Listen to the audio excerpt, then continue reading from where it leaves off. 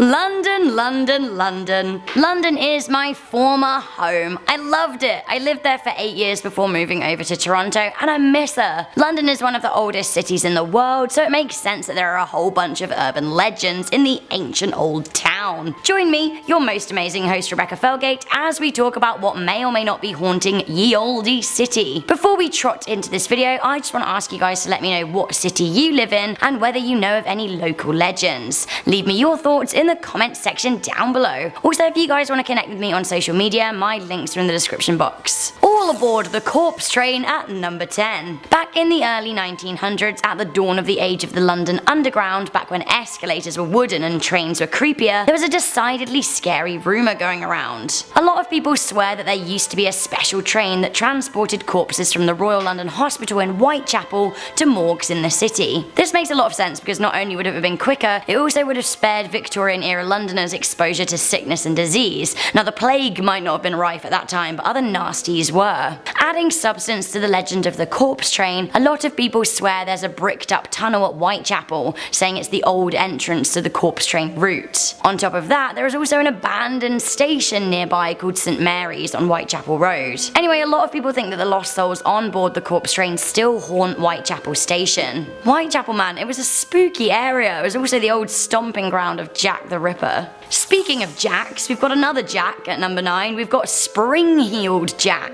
Do we like a leaping demon? No, we don't. Say it with me now. This beastie was an urban legend back in Victorian era London. Why they needed urban legends when they had legit killers and nasty illnesses, I don't know, but hey, those Victorians needed to get their rocks off somehow. Reports of Spring-Heeled Jack popped up in 1837 amid a spate of weird attacks around Clapham Common. Mary Stevens was walking to Lavender Hill through the park when a figure leapt out at her. He kissed her and ripped off her clothes with claws. Mary described him as cold and clammy. The girl's screams caused the man-like creature to spring away. The next day, a man fitting the attacker's description was seen jumping in front of a carriage, causing it to crash. He then reportedly escaped by jumping over a 9-foot wall whilst laughing, garnering him the name Spring-Heeled Jack in the media. The light-footed devil was officially recognised by the Lord Mayor of London on the 9th of January 1838. Further sightings and reports cropped up in newspapers, including a much publicised attack on the 19th of February. This attack happened on 2 women, and one described him as vomiting blue and white flames while his eyes resembled red balls of fire. Goodness gracious. My favourite is the 1867 illustration of the devil. It's pretty good. Now, the devil seemed to move from London up to the northwest of England. He was last spotted in Liverpool in 1904. Coming into number 8, we have the sad tale of the crying girl at King's Cross Station. This is a very, very sad tale indeed, but some say King's Cross Station is haunted by the spirit of a crying young woman. On the evening of the 18th of November 1987, there was a truly horrifying fire on the Piccadilly line escalator at King's Cross rail station. At this time, the escalator was made of wood, and the grease under the contraption made it a fire hazard waiting to ignite. And ignite it did. A match was dropped down the side of the escalator, spreading a major blaze that burned so hot the ticket office floor melted and collapsed. 31 people brutally died in the blaze, with a further 100 injured. Those who died did so horribly. They say that a traumatic death is a ghost maker, and 31 people had just that. This spirit of the crying woman is the most regularly spotted ghost in St Pancras. In 1998, a man spotted a distressed woman crying into her hands. When he went over to ask if she was okay, he passed straight through her. This is just one of many sightings of the crying girl. Some say they've seen a woman with long brown hair screaming with her arms outstretched, and when they go to assist her, she simply isn't there. Now, I've been through that area of the building several times, and there's a little memorial to the victims, which is very sweet. I've never seen a ghost, but I have to admit there is a kind of stomach-wrenching sadness that fills me every time I walk down that corridor. Coming into number 7, we have the Phantom Bus. Around Cambridge Gardens in Ladbroke Grove, there is a rogue number 7 bus that haunts the streets at 1:15 AM. A night bus. Hands up all the night bus warriors of London town out there. Oh my god, the night bus. In the days before the late night tube, the night bus was the only way to get home, and honestly, it was a pretty savage place to be at 1 AM. Anyway, I digress. The only savage in this story is the Phantom Bus. The otherworldly apparition came about in 1930 when it caused a nasty accident. A driver was motoring down down the road when he swerved to avoid something oncoming. The man then crashed his car into a wall and died as his car burst into flames. Eyewitnesses say they saw a bright red London double-decker bus with the number 7 on it hurtling down the road. The dead driver swerved out of its path. Police investigated, but they found no scheduled bus at that time of night, and the area didn't have a number 7 bus on its route at all. More accidents happened in the same spot with remarkably similar eyewitness accounts.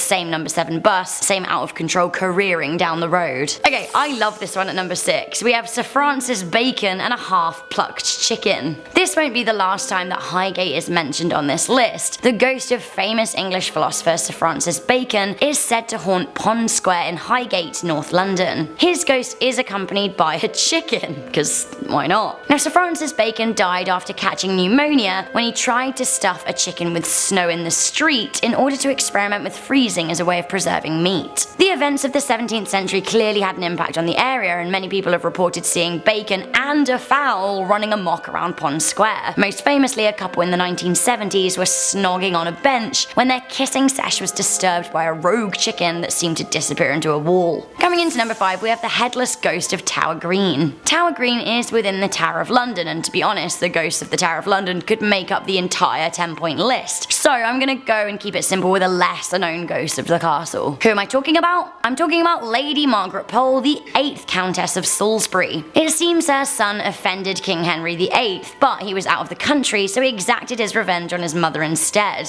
Lady Pole was 70 years old at the time, which was pretty ancient in Tudor days. On her execution day, she refused to lay her head upon the block, so the executioner swung his axe at her instead. Unfortunately, instead of lopping off her head, he hit her in the shoulder. She ran around screaming and pouring blood until he finally caught her. Now, it took him 11 blows to finally finish her off, and actually, it's pretty gruesome. It's said on the anniversary of her death, May the 27th, 1541, her ghost runs around screaming around the area, enacting her last moments on Earth. Coming into number 4, we have the spirits of Epping Forest. Ooh, Epping Forest, you would not catch me there alone at night, it's pretty murdery. The forest is haunted by such a large number of spooks, it's hard to pick just one. One of the more famous ghosts is highwayman Dick Turpin, who used to use the forest as a base for his illicit activities. The ghost of the criminal, eventually hanged for his years of wrongdoing, presented himself to ghost hunter Yvette Fielding in an area he used to hide out in the forest. In the 1960s, there were reports of ghostly figures emerging from a pond in the forest near Lindsay Street. Others say a pond deeper in the forest draws in potential suicide victims, as it was once the scene of a murder-suicide between two young lovers over 300 years ago. Another spirit is said to draw cars up a road on a hill just outside the forest. Coming into number 3, we have 50 Berkeley Square. 50 Berkeley Square is supposed to be the most haunted house in Britain, let alone London. The home dates back to the late 18th century and has a very haunted attic. It is said that a young woman threw herself out of the attic window after being abused by her uncle for years. Her spirit is said to take the form of a brown mist and is capable of scaring people to death. Between 1859 and early 1870s, a recluse called Mr. Myers lived and died in the house as he went slowly mad.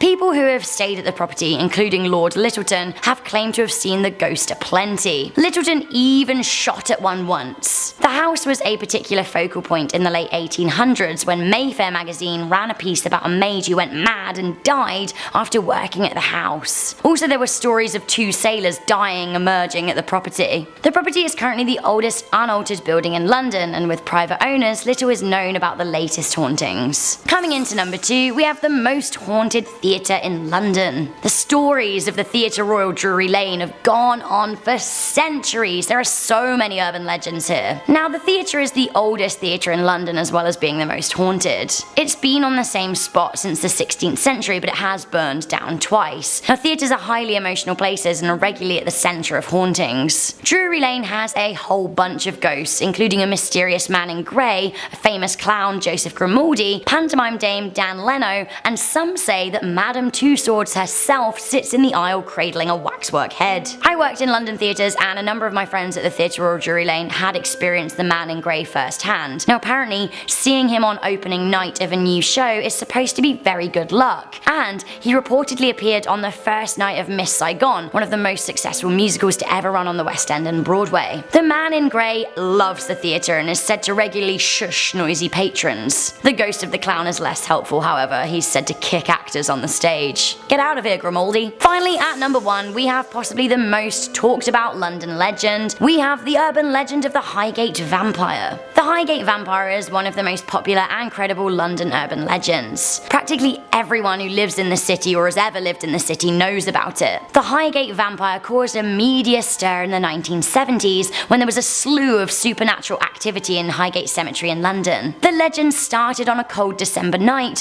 when occult lovers spent the night in a cemetery and glimpsed a grey figure. Since then, a spectre has been seen stalking the graveyard at night. The story goes that the occult lover awoke a sleeping spirit of a Romanian vampire. The vampire was a medieval nobleman who practiced dark magic in medieval times, and his body was brought to England in a coffin in the early 18th century and then buried in Highgate Cemetery. The story and sightings led to mass media coverage, and mobs of vampire hunters swarmed the gates of the graveyard. It seems the ghostly apparition may live on. The so-called vampire was last spotted in 2016 and was possibly caught on camera in 2012. So guys, that was the top 10 London urban legends for you. What did you think? I'm just gonna read a couple of comments from one of my most recent videos, the top 10 scary Slenderman urban legends, before we get out of here. Now I don't love Slenderman, he creeps me out, but you guys loved leaving comments. The Foxy and Bonnie channel wrote, Slender Slender, why are you a bender? Slender Slender, are you a spender? Good feedback there, thank you. Reaper said, I love your videos, can you please do a Jeff the Killer urban legends?